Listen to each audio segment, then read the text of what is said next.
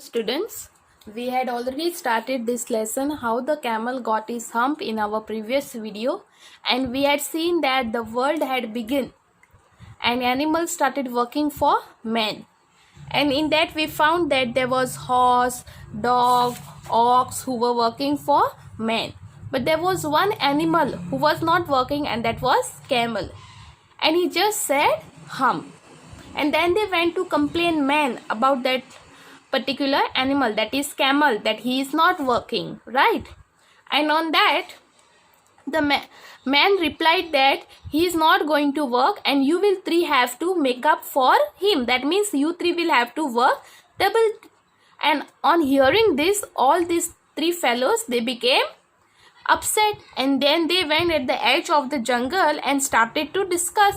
And at that time Jinn comes, who was the one who was in charge of all the deserts. Okay, and the Jinn said that okay, I will tackle the camel. Till here we had seen. Now today we will begin our second part. Now second part, the Jinn remonstrated with the camel, who said hump. Okay, so the Jinn went and he complained camel. The camel's beautiful back suddenly grew a lump. So this is called the lump, to grow larger, which was the camel's hump. Then the Jinn assured the camel his hump would always be a help, not a hindrance. Hindrance means a problem. Okay, let's begin now. The Jinn rolled himself up in the dust cloak. Okay, so here the Jinn rolled himself in this dust cloak, okay, and took a walk across the desert. And he came in the desert and found the camel looking at his own reflection in a pool of water. So what happens? The Jinn comes near the desert, and what he finds that the camel was looking at himself, okay, looking at his own reflection, okay, in the water, in the pool over there. My friend, said the Jinn, what's this? I hear of you doing no work. So Jinn asked, my friend, what is this? I'm hearing that you are not doing any work.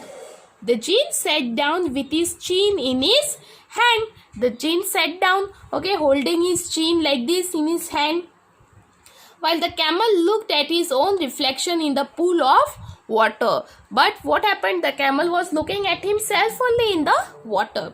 You have given the three extra work ever since Monday morning, all on account of your idleness. So said the Jinn. The Jinn said, you have given the three. Okay, now who are the three? The horse, ox and the dog.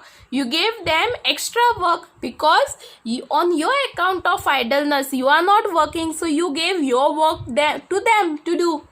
And he went on thinking with his chin in his hand. So here Jinn started thinking, what shall I do of this camel? Then hump, said the camel. As usual, the camel replied hump, no any other reply. I shouldn't say that again if I were you, said the Jinn. So Jinn said that if I was at your place, I would never say this hump. You might say it once too often. I want you to work. Okay, so Jinn said that you may say it once, but I want you to do work. And the camel said hump again, but no sooner had he said it than he saw his back. And again the camel said hump, and as he said hump, what happens? He started looking at his back, and his back got a lump over here like this, okay, and that is called the hump of the camel. Then that he was so proud of, puffing up into a great big hump. And then he saw that the camel was proud of his back, and he saw that his back here was slowly puffing up, and it grew into a big hump. Do you see that? Said the Jinn. So Jinn said, do you see that? That's your very own hump that you have brought upon your very own self by not working. So Jinn said that this is your hump which you yourself have brought it because you are not working.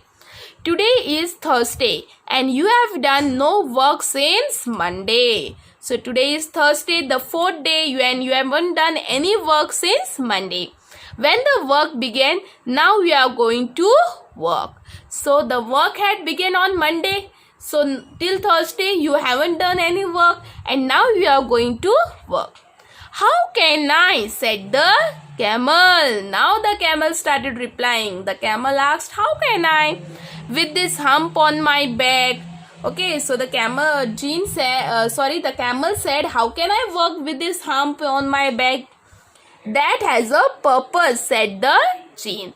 This hump is also having some purpose. Okay, it has some objective. What is the aim of this hump? Let's see. All because you missed those 3 days. Okay, you have missed those 3 days of working, right? You will be able to work now for 3 days without eating. Okay, you will be able to work for 3 days without eating with the help of this hump, because you can live on your hump. And don't you ever say I never did anything for you. Come out of the desert and go to the tree and behave. So the gene said that with the help of this hump you can work for 3 days. You can survive on this hump for 3 days. That means you can stay without eating for 2 or 3 days. Okay, you can work continuously, and now you go to those 3 and start to work and behave very nicely with them. And the camel went away to join the tree. And so now the camel went to join the tree. And from that day to this, the camel always wears a hump. We call it a hump now, not to hurt his feelings. And from that day onwards, camels have started working on their hump. Okay, but he has never yet caught up with the 3 days that he missed at the beginning of the world. The camel started working from that day, Thursday onward, but the 3 days which he missed, that is Monday, Tuesday and Wednesday, he has not been able to make up with that. Okay, that work is still extra, so it is always overdue on him, and he has never yet learned how to behave. So camel doesn't get any time mixed up with any other animals. Camel always stays alone. So that's how the camel never got mingled with other animals. So this is the story how the camel got his hump. It is written by the author Rudyard Kipling. I hope you have understood this story well.